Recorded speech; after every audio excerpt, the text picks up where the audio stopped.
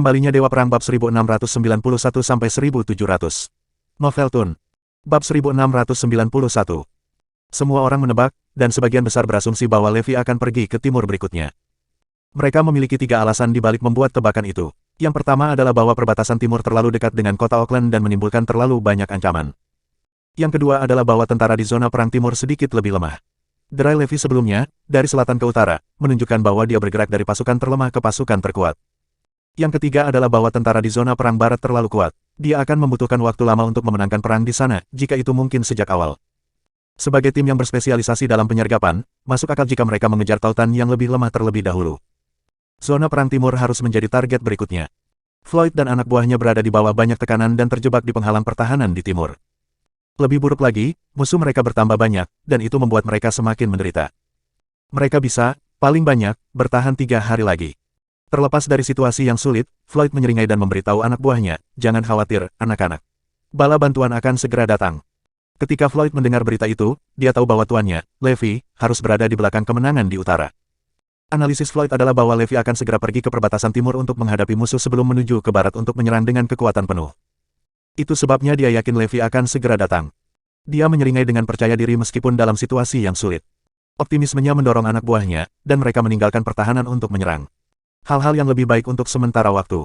Namun, yang tidak mereka antisipasi adalah Levi memimpin Kay dan Head ke West Warzone setelah memenangkan perang di utara. Alasan Levi adalah bahwa lebih baik untuk melepaskan plester itu. Hal-hal sudah terungkap, dan musuh mereka sudah menyadari keberadaan mereka, jadi Levi menjadi sasaran dan menyerang ke kiri, kanan, dan tengah. Oleh karena itu, tidak ada gunanya menyergap atau menyusun strategi lagi. Persetan itu, saya akan menghadapi mereka secara langsung. Bagaimanapun, kita harus mengalahkan kedua pasukan di timur dan barat untuk menang, jadi tidak ada gunanya memilih lagi. Kami hanya akan pergi ke lawan terdekat, bahkan jika mereka lebih kuat. Untuk pertempuran khusus itu, Levi berhenti memimpin anak buahnya dalam kegelapan. Dia bertarung langsung. Ini akan berakhir dalam hitungan detik. Ternyata, berperilaku tidak rasional dan liar bekerja dengan sangat baik. Lee Jongbuk dan Jared bersiap-siap di zona perang timur, menunggu Levi muncul. Jared sangat bersemangat ketika dia mengklaim, 1000 Energizer yang saya simpan akan segera dipajang. Jared ingin meningkatkan posisinya di dalam ruling union, jadi dia mengeluarkan kartu asnya. 1000 Energizer setara dengan semua kekayaan Jared. Itu berita yang fantastis. Semua orang berasumsi bahwa Decidemu tidak lagi efektif, jadi ayo beri pelajaran kepada tentara Erudian menggunakan senjatamu. Hahaha. Semua orang tertawa terbahak-bahak karena pemikiran itu. Sosok-sosok kuat dari Triple Group sudah bersiaga. Yang tersisa hanyalah menunggu Levi muncul. Di zona perang barat, pemain utama musuh semuanya ditempatkan di sana, jadi pertempuran di sana adalah yang paling brutal. Korbannya berat di kedua sisi, dan itu terutama berlaku untuk tentara Erudian yang sedang terpojok. Raungan kesakitan bergema tanpa henti. Bahkan para dokter militer harus turun ke lapangan. Mereka harus membantu dan merawat pasien di tempat untuk meminimalkan kerugian. Banyak dokter sibuk di tengah lapangan. Sebagian besar dokter di lokasi berasal dari keluarga kuno elit medis. Pada saat itu, mereka semua adalah pejuang. Dokter modern tidak banyak membantu karena pengobatan tradisional lebih baik dalam menyembuhkan tentara. Itu memungkinkan mereka untuk mendapatkan kembali stamina mereka dengan cepat. Itulah mengapa keluarga kuno elit medis sangat penting. Mereka adalah alasan serikat penguasa masih tidak bisa menembus penghalang pertahanan keempat sepenuhnya. Sosok yang akrab segera muncul di tengah zona perang. Itu adalah Abigail. Dia pergi ke zona perang setelah pernikahannya terganggu. Melihat korban yang semakin banyak membuat keputusasaan memenuhi hatinya. Bab 1692. Situasi di zona perang barat seperti api penyucian. Itu adalah zona perang dengan korban terbanyak, dan jika bukan karena tim medis dan obat ajaib, penghalang pertahanan kelima Erudia pasti sudah jatuh. Setiap serangan lebih ganas dari yang sebelumnya, para penjahat menyebabkan masalah dan tekanan internal yang tak ada habisnya. Pada saat itu, keluarga kuno elit medis telah kehilangan setengah dari anggotanya. Paling-paling mereka bisa bertahan 2 hari lagi, mereka bahkan lebih buruk daripada rekan-rekan mereka di timur. Apakah bala bantuan Dragonite sudah datang? Tanya elit medis dengan muram. Dia memiliki darah di sekujur tubuhnya. Sebenarnya, Grandmaster sangat kuat. Dia sendirian membunuh 2 petarung peringkat 6 dan 5 petarung peringkat 5. Penguatan kami hilang, para penjahat dari Istana Darah menghalangi jalan mereka, jadi mereka tidak bisa menghubungi kita. Carter mengeluh dengan muram, sudah kubilang kita seharusnya tidak datang, kakek. Tidak ada gunanya mengorbankan hidup kita untuk mereka. Itu benar, jika ini terus berlanjut, Medical Elite, kita semua akan mati. Saya masih tidak mengerti mengapa kita harus berjuang begitu keras di sini. Kami adalah makhluk yang luar biasa dan ahli dalam hal keterampilan medis dan kemampuan tempur kami. Mengapa kita harus berjuang untuk rakyat jelata? Medical Elite tampak lebih kesal dari sebelumnya setelah mendengar apa yang dikatakan semua orang. Mereka tahu betapa kuatnya musuh mereka, mereka yakin bahwa mereka semua akan mati jika keadaan terus berlanjut seperti itu. Ya, kami memiliki bala bantuan, dan mereka menyergap tentara utara dan selatan, tetapi itu hanyalah penyergapan. Tidak perlu seorang jenius untuk mengetahui bahwa tim yang bertanggung jawab untuk itu lemah dan tidak berguna. Berapa banyak gunanya mereka melawan tentara di barat? Selain itu, musuh menyadari mereka sekarang, dan penjaga mereka sudah siap. Penguatan kami bahkan tidak bisa menyergap siapapun lagi. Mengeluh seseorang segera. Carter menimpali dan setuju, ya, Anda benar. Selain itu, para perampok kemungkinan akan menuju ke timur terlebih dahulu.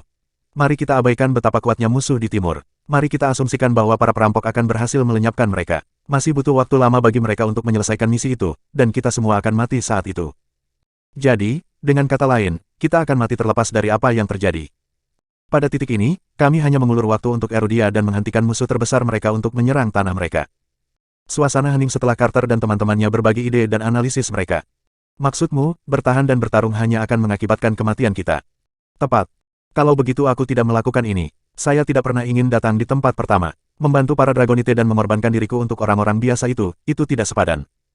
Kamu benar, aku juga berhenti. Aku tidak akan melakukannya jika itu bunuh diri.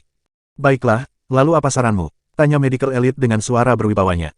Carter berunding sebentar sebelum menyarankan, bagaimana kalau kita menyerah? Kami akan menghemat kekuatan kami bila memungkinkan. Manfaat kita akan sangat berkurang, tetapi kebanyakan dari kita akan bisa keluar darinya hidup-hidup. Petik 2.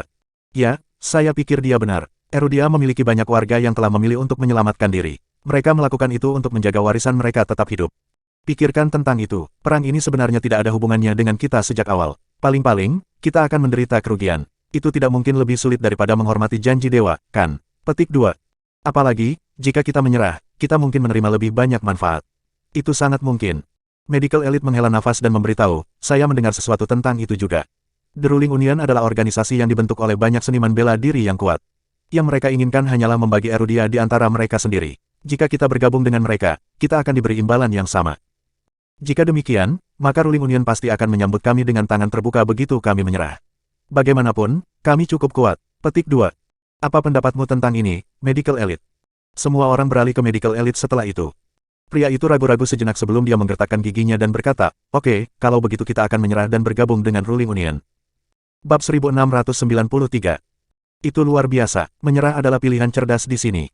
Hampir setiap petarung kelas tertinggi di sana bersorak dengan liar.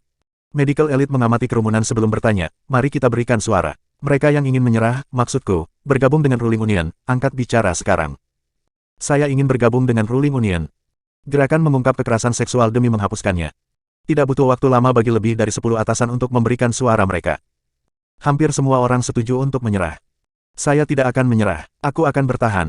Itu benar, menyerah dan bergabung dengan musuh adalah hal yang pengecut dan memalukan untuk dilakukan. Saya, Bernard Lee, menolak untuk melakukannya. Tentu saja, apapun yang terjadi, aku, Tobias Lofton, tidak akan meninggalkan Erudia atau akar leluhurku. Untungnya, ada beberapa suara yang menentang juga. Beberapa seniman bela diri masih terhormat dan mencintai negara mereka. Hanya segelintir yang perusahaan itu, tetapi mereka masih ada. Bernard, Tobias, apa kalian berdua gila? Kalian berdua akan mati jika tidak bergabung dengan Ruling Union. Neraka, semua orang akan mati karenanya. Apakah benar-benar layak untuk menyerahkan hidup Anda untuk orang-orang biasa itu? Carter dan gengnya dengan cepat memarahi mereka. Semua orang menatap para pahlawan terhormat itu seperti mereka bodoh. Tobias dan yang lainnya menyeringai sebelum berkata, aku tidak tahu apakah itu sepadan, tetapi penolakan untuk mengakui kekalahan mengalir jauh di dalam nadiku, dan kesetiaan terukir di tulangku. Aku tidak akan mengkhianati leluhurku. Kamu mengatakannya dengan benar, kami tidak akan membiarkan musuh kami menguasai tanah di bawah kaki kami selama kami masih memiliki satu nafas tersisa. Sikap tegas para pria tersebut menginspirasi bawahan mereka untuk mendukung mereka. Namun, Carter dan yang lainnya hanya melihat mereka sebagai orang gila yang terbelakang. Kita berada di abad ke-21. Bagaimana Anda masih berbicara tentang leluhur Anda? Petik 2. Sejarah ditulis oleh pemenang. Kami tidak dapat membantu Anda jika Anda bersikeras untuk menjadi penghambat cerita. Anda akan mati tanpa alasan. Petik 2. Kami bergabung dengan Ruling Union. Anda banyak yang bisa menunggu dan mati di sini. Petik 2. Keluarga kuno elit medis memutuskan untuk meninggalkan Bernard dan yang lainnya untuk bergabung dengan Ruling Union. Medical Elite bahkan memerintahkan, Carter, bawa beberapa orang dan diskusikan masalah ini dengan Ruling Union. Beritahu mereka bahwa kami tulus dan ingin bergabung dengan mereka. Oke, kakek, saya berjanji saya akan menyelesaikan misi, kata Carter, yang sangat senang. Ya, kami akhirnya akan aman. Sialan, bajingan pengkhianat, kalian semua akan mati dengan kematian yang mengerikan. Pengkhianat, mereka tidak lain hanyalah sekelompok pengkhianat yang tidak layak menjadi Erudian. Bernard dan teman-temannya memaki dengan marah. Carter menyeringai dan menunjukkan, kalian hanya berbicara omong kosong sekarang. Akankah kamu tetap keras kepala ketika kematian datang mengetuk pintumu? Pengkhianat yang memalukan. Nenek moyangmu akan malu padamu. Beberapa pria melolong marah. Kerja bagus untuk melecehkan mereka. Bagaimana kalian bisa mengkhianati negara kita dan nenek moyang kita seperti itu? Geram seorang wanita dengan kejam. Abigail telah muncul.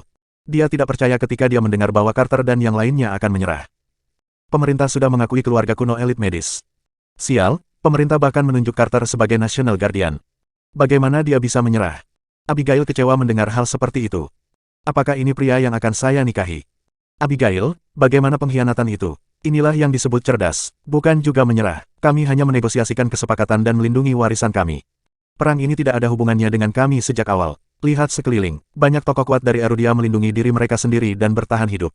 Jika mereka bisa melakukannya, maka kita juga bisa, karena kita adalah orang-orang yang tidak terlalu terpengaruh.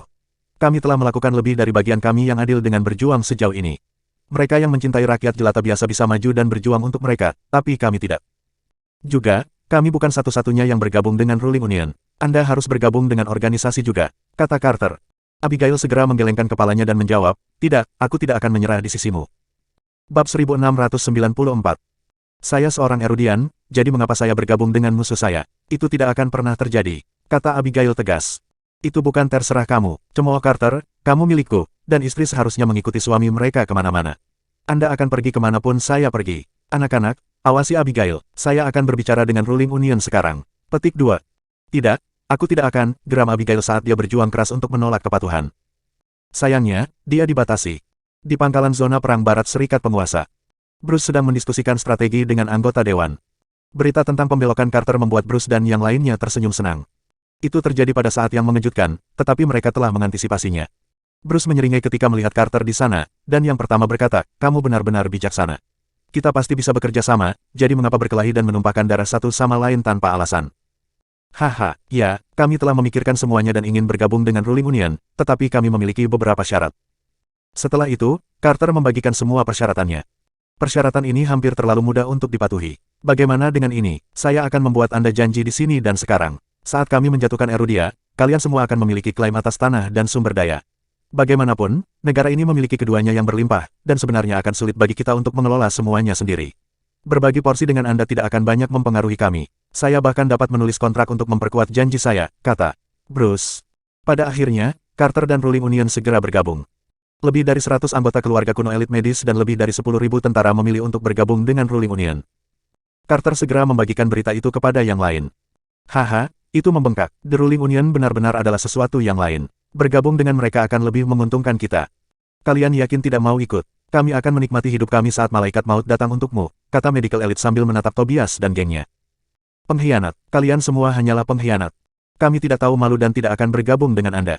Sialan bajingan, Anda mengkhianati tanah Anda sendiri. Pergi sekarang, segalanya tidak akan berakhir baik untukmu, gerutu Bernard dan yang lainnya. Para pengkhianat hanya melontarkan senyum kepada mereka semua. Mereka menatap tepat ke arah Bernard dan gengnya sebelum mengejek, kita lihat saja siapa di antara kita yang akan berakhir buruk. Haha, kalian semua akan binasa. Petik 2. Carter dengan sengaja pergi ke Abigail dan menyeringai sebelum berkata, ayo pergi. Ikuti petunjukku dan bergabunglah dengan Ruling Union. Persetan, apa yang memberi Anda hak untuk memerintah saya? Meninggalkan, aku tidak ingin melihatmu lagi, raung Abigail dengan marah. Kamu adalah istriku, jadi tentu saja, kamu harus mendengarkanku. Jawab Carter sambil tersenyum. Hah, sejak kapan, resepsi pernikahan kami terputus, jadi kami tidak menikah, desak Abigail, yang menolak untuk pergi bersamanya. Senyum serakah menghiasi wajah Carter saat dia menjawab, saya telah menganggap Anda sebagai istri saya sejak resepsi pernikahan kami dimulai. Tidak masalah jika itu terganggu. Bagaimanapun, Anda adalah istri saya. Kamu tidak akan pernah bisa lepas dariku seumur hidup ini, dan kamu harus mengikutiku kemanapun aku pergi. Mulai sekarang, Anda adalah anggota serikat penguasa seperti saya, jadi berhentilah menggunakan kata-kata yang merendahkan seperti menyerah atau berkhianat. Carter kemudian mengingat dirinya sendiri dan memerintahkan, ayo pergi. Wanita itu berjuang sekuat tenaga, tapi itu tidak masalah. Carter masih menyeretnya pergi. Tidak butuh waktu lama sebelum lebih dari 10.000 orang menyerah dan dibelokkan ke Ruling Union. Serikat penguasa menanggapinya dengan mengadakan upacara penyambutan besar-besaran bagi mereka. Oleh karena itu, Bernard dan beberapa lusin tim menjadi satu-satunya yang berdiri di antara penghalang pertahanan keempat dan kelima. Mereka hanya memiliki beberapa ribu orang secara total, dan mereka berdiri bersama untuk membela negara mereka. Situasinya tidak pernah seburuk ini bagi mereka. Anak-anak, kita akan melindungi tanah kita bahkan jika itu berarti kita harus menyerahkan hidup kita untuk itu. Bab 1695. Bernard dan anak buahnya siap untuk melakukan pengorbanan terakhir. Tidak masalah jika mereka mati, setidaknya mereka akan mati dengan terhormat. Mereka hidup di masa di mana keuntungan dan uang berkuasa di atas segalanya. Namun, hal-hal dangkal itu bukan satu-satunya yang ada. Masih ada orang yang akan mengorbankan hidup mereka untuk kehormatan yang orang lain anggap menggelikan. Keluarga kuno elit medis dan rekan-rekan mereka telah bergabung dengan Ruling Union. Awalnya, mereka cukup takut dan waspada. Mereka khawatir musuh mereka akan menyerang segera setelah mereka menangkis. Bagaimanapun, itu akan menjadi kesempatan besar bagi Ruling Union untuk membasmi keluarga kuno elit medis sekali dan untuk selamanya. Tidak butuh waktu lama sebelum semua orang menyadari bahwa kekhawatiran mereka tidak berdasar. The Ruling Union senang memiliki rekrutan baru. Tentu saja, alasan dibaliknya adalah karena biaya menjalankan Ruling Union sangat tinggi. Lebih baik jika mereka memiliki lebih sedikit musuh untuk dihadapi. Medical Elite memimpin anak buahnya untuk bertemu dengan Bruce dan gengnya. Hah, orang biasa. Semua orang terkejut ketika mereka bertemu Bruce. Mereka tidak pernah membayangkan bahwa seorang pria biasa sebenarnya adalah kepala dari Ruling Union. Itu benar-benar tidak pernah terdengar. Itu tidak terduga, tetapi itu adalah orang biasa yang memimpin pasukan yang terdiri lebih dari 100.000 seniman bela diri dan lebih dari 1 juta tentara. Sebelumnya, ada desas-desus yang mengklaim bahwa pria biasa telah menemukan senjata yang bisa membunuh bahkan petarung kelas tertinggi. Apa-apaan, apakah orang biasa begitu kuat? Di satu sisi, seniman bela diri, yang memiliki kemampuan untuk menggulingkan langit dan bumi, hanyalah pion. Orang-orang biasa adalah dalang di balik itu semua. Mendengar itu membuat Bruce menyeringai dan menjawab, ya, saya pria biasa, tapi saya bisa berubah menjadi mesin pembunuh kapanpun saya mau. Bruce mengkhususkan diri dalam teknologi. Yang dia butuhkan hanyalah menekan tombol di arlojinya, dan dia akan berubah menjadi makhluk super seperti Iron Man. Armor terbaik langsung menelannya. Itu memberi Bruce kemampuan ofensif dan defensif yang luar biasa. Namun, sebenarnya Bruce juga bukan dalangnya. Dia adalah pion, seperti orang lain. Dia berasal dari lab misterius kelas atas di Zarain, dan saudaranya hanya selamat dari ledakan berkat teknologi yang dikembangkan oleh lab yang sama. Mendirikan Ruling Union sebenarnya adalah kehendak lab itu dan sekutu pentingnya. Bruce dan yang lainnya hanyalah pion dari entitas-entitas itu. Mendengar apa yang dikatakan Bruce membuat para seniman bela diri terperangah. Apa-apaan, seorang pria biasa bisa langsung mendapatkan kekuatan untuk bertarung dengan alasan yang sama melawan kita. Bahkan obat ajaib yang dirancang oleh keluarga kuno elit medis tidak dapat mencapainya. Kami sangat senang mendengar bahwa Anda bersedia bergabung dengan Ruling Union. Seperti yang Anda lihat, kami tulus menawarkan gencatan senjata, kata Bruce. Ah iya, saya bisa melihat betapa tulusnya Anda, dan kami berterima kasih untuk itu, kata Medical Elite, yang diberi posisi sebagai salah satu anggota Dewan Ruling Union. Dan sekarang, saatnya kamu membuktikan kesetiaanmu, kata Bruce sambil nyengir. Hah, bagaimana aku melakukan itu, dan mengapa, tanya Elite Medis. Aku tidak punya pilihan selain mengujimu. Saya tidak yakin bahwa ini semua bukan tipu muslihat. Anda bisa berpura-pura bergabung dengan kami sehingga Anda dapat menyerang kami dari dalam atau berbagi informasi penting dengan rekan-rekan Anda di sisi lain. Tidak, mengapa kita melakukan tindakan seperti itu? Elit medis yang disangkal. Semua orang dengan cepat menyangkalnya. Bruce menyeringai dan menunjukkan, kalau begitu yang harus Anda lakukan adalah membiarkan tindakan Anda membuktikan kata-kata Anda. Masih ada beberapa penjaga yang ditempatkan di penghalang pertahanan keempat, kan? Petik 2. Elit medis dan yang lainnya mengangguk, ya, masih ada beberapa kekuatan di sana. Aku yakin kamu tahu semua tentang jumlah prajurit yang tersisa dan kemampuan mereka, kan? Tentu saja, jawab Carter sambil mengangguk tegas. Untuk membuktikan kesetiaanmu, kamu harus membunuh mereka semua. Ini tugas yang mudah, bukan? Mengingat kemampuan Anda, saya yakin Anda bisa menyelesaikan semuanya dalam waktu 1 jam. Apa? Seseorang di kerumunan berseru. Elit medis dan pria lainnya langsung tercengang. Mereka tidak pernah ragu untuk menyerah dan menangkis tetapi membunuh rekan-rekan yang berjuang bersama mereka. Itu membuat Medical Elite dan yang lainnya ragu-ragu. Ini adalah misimu, dan ini adalah pertempuran pertamamu sebagai bagian dari Ruling Union, jadi pikirkan baik-baik. Dengan siapa Anda akan menyelaraskan diri, kata Bruce untuk memicu para pria ketika dia melihat keraguan di mata mereka. Oke, serahkan pada kami, janji Carter segera. Bab 1696. Kekejaman melintas di wajah Carter. Pria itu selalu percaya bahwa menjadi jahat adalah kunci kesuksesan, meskipun dia berasal dari keluarga dokter. Dia tahu keterampilan medis dapat digunakan sebagai alat pembunuh sebanyak mereka dapat digunakan sebagai mekanisme penyembuhan. Oleh karena itu, Carter telah mengkhususkan dan belajar tentang ilmu membunuh orang selama beberapa tahun terakhir. Pada saat itu, Carter sudah menyetujui persyaratannya, jadi Medical Elite dan yang lainnya tidak punya pilihan selain mendukungnya. Ya, itu semangatnya, tunjukkan pada kami betapa tulusnya tawaran Anda. Itulah satu-satunya cara Anda dapat membuktikan bahwa Anda adalah salah satu dari kami. Persiapkan secepat mungkin, kamu hanya punya waktu 12 jam untuk menyelesaikan misimu, kata Bruce sebelum dia pergi sambil tersenyum. Sudah waktunya bagi Bruce dan anak buahnya untuk mendiskusikan mengambil langkah berikutnya karena mereka sudah cukup banyak menembus perbatasan barat. Medical Elite dan yang lainnya sekarang terjebak dalam posisi yang sulit. Mereka tahu Bernard dan yang lainnya kemungkinan besar akan mati, tetapi mereka tidak menyadari bahwa merekalah yang harus memberikan pukulan mematikan. Mereka mungkin tidak tahu malu, tetapi membunuh orang-orang yang pernah mereka lawan bersama membuat para pengkhianat merasa berkonflik. Di satu sisi, mereka masih sedikit terpicu dan merasa sedikit malu ketika Bernard dan yang lainnya menyebut mereka pengkhianat.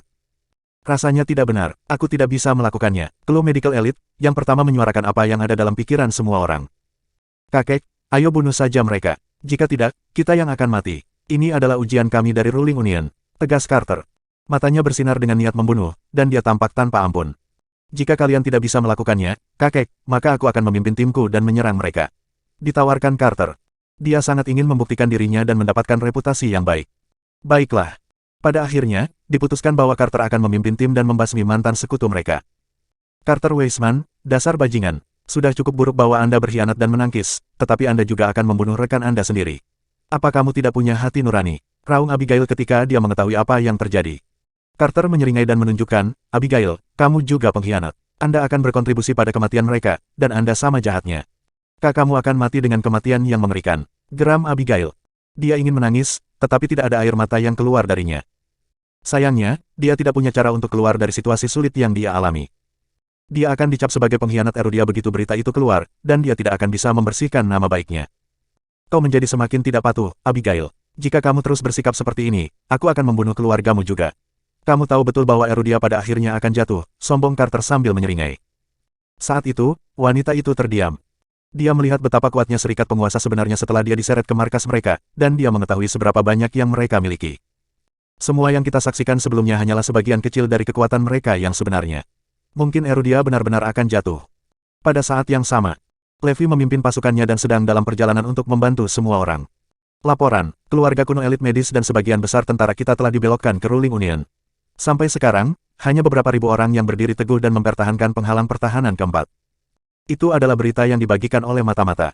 Mendengar kata-kata itu membuat Levi melolong dengan marah, pengkhianat sialan. Ya, keluarga kuno elit medis tidak lain adalah keluarga sampah. Saya benar-benar melebih-lebihkan mereka. Petik 2. Ayo cepat dan membasmi pengkhianat itu. Semua orang menganggap tindakan menyerah sebagai sesuatu yang memalukan dan tercela. Mata mereka menjadi merah karena marah, dan mereka sangat marah sehingga mereka gemetar. Tidak apa-apa jika musuh mereka lebih terampil, dan tidak apa-apa jika musuh mereka lebih kuat. Tapi bagaimana mereka bisa menyerah? Sial, dan untuk berpikir orang-orang itu dihormati sebagai elit medis dan penjaga nasional. Oke, ayo kita percepat. Saya akan memberi pelajaran kepada bajingan itu secara langsung. Raung Levi. Dia juga sangat marah. Di penghalang pertahanan keempat, Bernard, Tobias, dan beberapa ribu orang berjaga di sana. Tidak ada yang berbicara, jadi tempat itu sangat sunyi. Kelompok itu sedang menunggu kematian mereka. Pada saat itu, semua orang tampak siap, dan sepertinya mereka menganggap kematian tidak lebih dari sebuah hiburan. Kamar. Tidak butuh waktu lama sebelum mereka mendengar keributan dari pegunungan. Jelas bahwa musuh mereka mendekat. Siap untuk pertempuran. Kami tidak akan menangkis, bahkan jika itu berarti kami akan mati. Teriak Bernard dan Tobias. Bab 1697. Tambahan, ada masalah di zona perang barat. Keluarga kuno elit medis, bersama dengan kekuatan kuat yang berjumlah puluhan ribu seniman bela diri telah menyerah. Mereka semua telah bergabung dengan Ruling Union. Dengan zona perang barat yang hanya memiliki ribuan orang yang berjaga, mereka akan dikalahkan dalam waktu singkat. Setelah garis pertahanan kelima zona perang barat pecah, semua Erudia akan disusupi karena topografinya yang unik. Jika itu terjadi, Erudia akan diambil alih sepenuhnya, dan jika garis pertahanan kelima zona perang timur rusak juga, itu akan menjadi masalah bagi kota Auckland. Erudia dalam bahaya besar. Berita tentang keluarga kuno elit medis menyerah dan mengkhianati negara bersama legiun seniman bela diri dengan cepat menyebar ke seluruh dunia. Ini adalah tamparan keras bagi Erudia. Baik warga dan Dragonite tercengang dan ketakutan. Semua keberanian yang pernah mereka miliki seketika sirna. Zona perang utara dan selatan tidak masalah sama sekali. Yang paling penting adalah zona perang timur dan barat. Ini adalah zona yang benar-benar dapat membahayakan Erudia. Sayangnya, yang terburuk telah datang. Erudia telah kehilangan kendali di barat, dan timur mungkin tidak dapat bertahan lebih lama lagi. Saat tergelap dan tersulit Erudia telah tiba. Seluruh bangsa jatuh ke dalam penderitaan. Tidak ada yang repot-repot berbicara kotor tentang pengkhianat itu tidak ada gunanya. Yang ditunggu hanyalah pemusnahan. Jalanan menjadi kosong dalam sekejap. Setiap bisnis berhenti beroperasi. Orang-orang diam-diam menunggu nasib mereka. Bahkan seorang anak tahu apa artinya kehilangan zona perang barat. Cepat dan pikirkan sesuatu, atau kita benar-benar akan habis. Kami masih belum bisa menjangkau para perampok. Tidak ada gunanya mencoba, mereka pasti pergi ke zona perang timur. Dragonites juga cepat kehabisan pilihan. Negara-negara lain menjadi liar atas situasi Erudia saat ini. Orang yang tak terhitung jumlahnya tertawa. Henry termasuk di antara para pengkhianat yang kabur. Semakin mengerikan situasi di Erudia, semakin mereka menunjukkan niat mereka untuk melarikan diri. Sementara itu, di pihak serikat penguasa, Carter maju dengan pasukannya. Mereka tahu mekanisme pertahanan lawan mereka dan bahkan masing-masing dari kemampuan tempur mereka. Oleh karena itu, Carter tidak gugup sama sekali. Dia bahkan membawa Abigail bersamanya hanya untuk melibatkannya. Dengan begitu, dia tidak akan memiliki cara untuk menjauh dari masalah ini. Biarkan aku pergi jika kamu punya nyali, Carter, teriak wanita itu. Berteriaklah sesukamu, Abigail, Anda tidak akan bisa melakukannya dalam waktu dekat. Ketika perang ini berakhir, dunia akan tahu tentang kami, dan tentang kamu sebagai pengkhianat Erudia. Carter mengatakan yang sebenarnya padanya. Abigail langsung terdiam. Pada saat itu, dia akan dicap sebagai pengkhianat dan tidak diizinkan untuk menginjakkan kaki di dalam Erudia lagi. Carter terlalu licik. Abigail sekarang terikat sepenuhnya. Akan sulit baginya untuk keluar dari ini. Carter dengan cepat tiba di penghalang pertahanan keempat. Jadi itu kamu, pengkhianat. Anda bajingan, kamu tidak lain hanyalah pasukan boneka. Petik 2. Tobias yang pemarah mengamuk pada mereka. Kerumunan menolak untuk menerima hasil seperti itu. Aku tidak ingin mati di tangan para bajingan ini. Carter menyeringai dan berkata dengan mengejek, bunuh dirimu, kalau begitu. Jangan membuatku berurusan denganmu sendiri.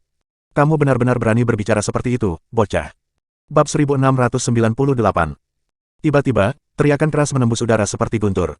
Semua orang terkejut, dan telinga mereka berdenging begitu keras sehingga penglihatan mereka sedikit kabur. Itu adalah suara yang menakutkan. Abigail tidak tahu apakah dia mendengar sesuatu, tapi suara itu terdengar sangat familiar. Lihat, di sana. Tiba-tiba, bawahan Carter tersentak kaget. Bayangan mulai muncul di kedua sisi puncak gunung, terlihat sangat menakutkan. Semua orang merasa napas mereka berubah menjadi panik, dan mereka segera merasa tercekik. Apa? Ekspresi Carter segera berubah. Dia punya firasat buruk tentang ini. Kelopak matanya mulai berkedut, yang merupakan pertanda buruk jika seseorang percaya tahayul. Siapa mereka? Tanya anak buah Carter. Sambil mempertahankan zona mereka, Tobias dan Bernard bertukar pandang sebelum tertawa riuh. Dukungan telah tiba, kawan. Usaha kami tidak sia-sia, mari kita persiapkan diri kita dan bertarung bersama mereka. Segera, ribuan jeritan bisa terdengar di daerah itu. Tatapan Levi tetap dingin saat dia berdiri di atas gunung. Dengan pasukan mereka yang terdiri dari puluhan ribu, Kai dan Het menunggu perintah Levi. Bunuh siapa saja yang telah mengkhianati Erudia. Bunuh siapa saja yang telah membunuh rekan-rekanku. Jangan biarkan seorang pun hidup. Menyerang. Dengan raungan keras, orang-orang itu menyerbu ke arah Carter dan pasukannya seperti orang gila. Apa? Carter tercengang. Sebenarnya, dia tidak membawa banyak petarung. Sebaliknya, ada sekitar 20.000 orang bersamanya, yang hanya terdiri dari sepertiga dari seluruh pasukan. Mereka hampir menang atas pasukan Tobias, hanya untuk membalikkan keadaan di saat-saat terakhir. Sial, ini perampok Erudia. Mereka datang ke barat, bukan ke timur. Mundur sekaligus. Mengetahui seberapa kuat para perampok itu, Carter dengan cepat mundur bersama timnya. Tapi apakah Levi akan membiarkan mereka keluar dari sini hidup-hidup? Tentu tidak. Dia telah lama menyegel rute pelarian mereka. Membunuh mereka. Bam. Pol. Dentang. Kedua belah pihak dengan cepat terlibat dalam pertempuran. Pejuang Erudia membunuh siapa saja yang telah mengkhianati bangsa. Banyak anak buah Carter ambruk dalam genangan darah. Para perampok membunuh tanpa henti, terutama jika menyangkut pengkhianat ini. Tidak ada belas kasihan yang harus ditunjukkan. Pisau, bilah, tinju, mereka menggunakan setiap metode yang mereka miliki. Tangisan yang menyakitkan bergema di seluruh zona. Tobias dan pasukannya, khususnya, adalah yang paling marah, dan mereka melampiaskan semua kemarahan mereka pada musuh-musuh mereka. Berhenti, kami menyerah, kami meminta maaf. Menjelang akhir, para pengkhianat berlutut dan berhenti melawan, memohon untuk hidup mereka. Anak buah Tobias ragu-ragu sebentar. Namun, suara dingin Levi terdengar dari belakang. Membunuh mereka, pengkhianat tidak pantas mendapatkan belas kasihan. Petik 2. Astaga. Memotong. Mereka terus membunuh. Dalam sekejap mata, jumlah lawan mereka berubah dari 20.000 menjadi kurang dari 100. Tunggu, Carter mulai bernegosiasi. Jika kamu membunuhku, kakekku dan keluarga kuno elit medis pasti akan membalaskan dendamku. Saya yakin Anda sangat menyadari kesenjangan antara Anda dan serikat penguasa. Hal-hal tidak akan berakhir baik untukmu. Jangan bunuh aku. Anda bisa mengambil saya sebagai sandera Anda sebagai gantinya. Petik 2. Pria itu siap mempertaruhkan segalanya hanya demi tetap hidup. Tobias dan anak buahnya ragu-ragu sekali lagi. Mereka baru saja diberi kebenaran yang sulit. Para perampok ada di sini sekarang, tapi kita masih terlalu lemah di hadapan serikat penguasa. Kami harus mempertimbangkan langkah kami selanjutnya. Hal-hal pasti akan terlihat lebih baik jika kita memiliki dia sebagai sandera. Pada saat ini, Levi berjalan mendekat. Kamu bastard yang tak tahu malu, Carter Weisman. Bab 1699. Abigail dan Carter bergidik mendengar suara itu. Kedengarannya begitu akrab. Mungkinkah? Mereka berdua tercengang begitu mereka melihat wajahnya. Tobias dan Bernard sama terkejutnya, karena mereka pernah bertemu Levi saat menghadiri pernikahan Carter dan Abigail sebelumnya. Namun, mereka tidak pernah berharap dia menjadi orang yang memimpin para perampok. Tobias menoleh ke Head. Itu dia. Itu benar, dialah yang memimpin kita menuju kemenangan di zona utara dan selatan. Aku melihatnya membunuh lebih dari 30 petarung peringkat 6 dengan mataku sendiri. Bahkan membicarakannya sekarang membuat tulang punggung Head merinding. Tobias dan yang lainnya menarik napas tajam saat ekspresi mereka berubah mengerikan. Itu menakutkan. Levi, apakah itu benar-benar kamu? Orang-orang di antara kerumunan memiliki emosi yang berbeda ketika mereka melihat Levi. Bagi Abigail, itu adalah kejutan, kegembiraan, dan harapan. Bagi Carter, itu benar-benar kejutan. Levi berjalan ke arahnya perlahan. Kamu pengkhianat yang tidak tahu malu. Membunuh rekanmu sendiri seperti itu, bagaimana kamu bisa melakukan hal seperti itu? Levi berkomentar dengan senyum dingin. Melihat Levi mendekat padanya, Carter tiba-tiba menyeringai saat ekspresi permusuhan melintas di matanya. Dia dengan cepat menyerang Levi, mencoba membunuhnya. Suara mendesing. Namun, Levi tiba-tiba menghilang tepat di depan matanya. Bam! Retakan. Suara patah tulang bisa terdengar saat Carter jatuh ke tanah dan meraung kesakitan. Kaki kanannya telah patah. Yeye, kamu bukan manusia biasa. Realisasi akhirnya muncul pada Carter. Bam! Levi menamparkan wajahnya, menyebabkan semua gigi pria itu keluar dari mulutnya yang babak belur. Abigail sangat senang melihat pemandangan itu. Levi benar-benar bukan manusia biasa. Aku sangat bodoh. Aku bahkan berpikir untuk menyelamatkannya dengan menikahi Carter. Bunuh sisanya, Levi memerintahkan. Dengan itu, pengkhianat yang tersisa dengan cepat dibuang. Yang tersisa hanyalah Carter dan Abigail. Aku akan membunuhnya, Abigail. Anda tidak akan menghentikan saya, kan? Tanya Levi. Bagaimanapun, Carter adalah tunangan Abigail. Selamatkan aku, Abigail. Aku suamimu. Beritahu saudara iparmu yang tersayang untuk tidak membunuhku. Carter mulai panik. Sayangnya, hati Abigail seperti batu. Bunuh bajingan ini, Levi. Aku tidak ada hubungannya dengan dia. Levi mengangguk. Oke, aku akan melakukannya, tapi tidak sekarang. Tobias dan orang banyak lainnya segera menghampirinya. Kamu adalah Raja Mahkota. Terima kasih Tuhan. Dengan dukungan Anda, kami sekarang dapat terus mempertahankan zona perang barat. Semua orang berseri-seri dengan gembira. Namun, Levi menjawab, siapa bilang kamu akan tinggal di sini dan mempertahankannya? Kami sekarang akan menyerang Ruling Union secara langsung. Itu perintah. Tunggu. Apa? Apakah aku sedang bermimpi? Kerumunan terperangah oleh kata-kata Levi. Kita akan menyerang bukannya bertahan. Dengan nomor kami saat ini. Dan itu akan menjadi serangan frontal penuh, langsung. Ini gila. Kegilaan murni. Di sisi lain, mereka yang mengenal Levi dengan baik tetap tenang. Mereka mengerti bahwa konsep pertahanan tidak pernah ada dalam kosakata Levi. Itu semua tentang menyerang. Perintah Raja Mahkota adalah mutlak. Bersiaplah untuk serangan langsung.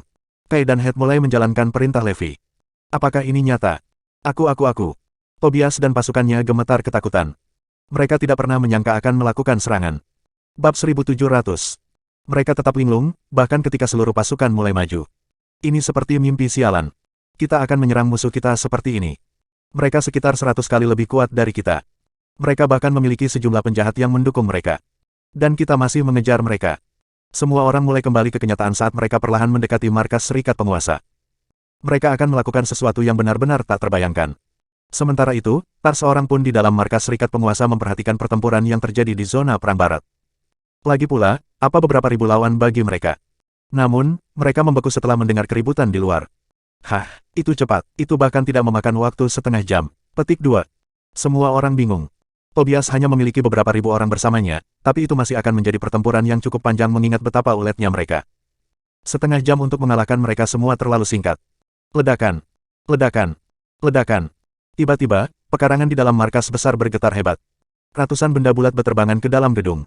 Kerumunan melompat ketakutan begitu mereka menyadari apa benda itu, kepala ratusan orang yang terpenggal. Apa?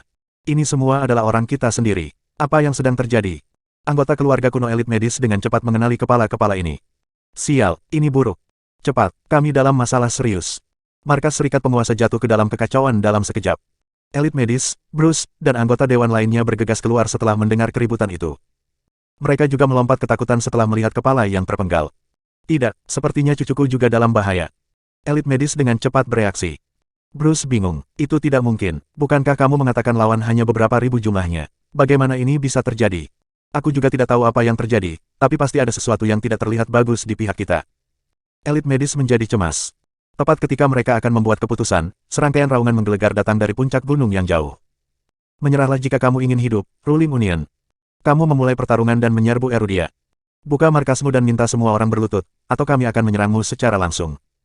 Anggota Ruling Union tercengang mendengar segala macam ancaman datang ke arah mereka. Apakah mereka gila? Mereka ingin kita menyerah.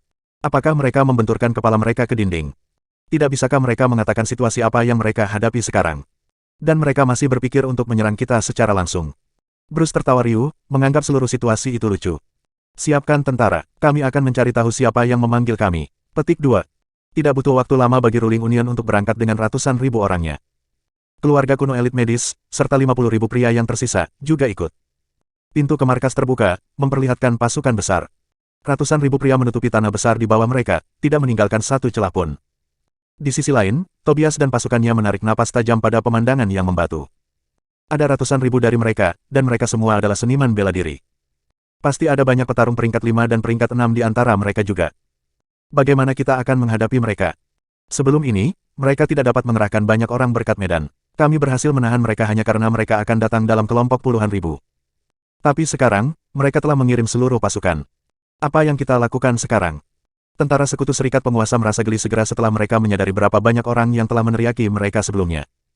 Apakah para idiot ini tidak tahu batas mereka? Bersambung.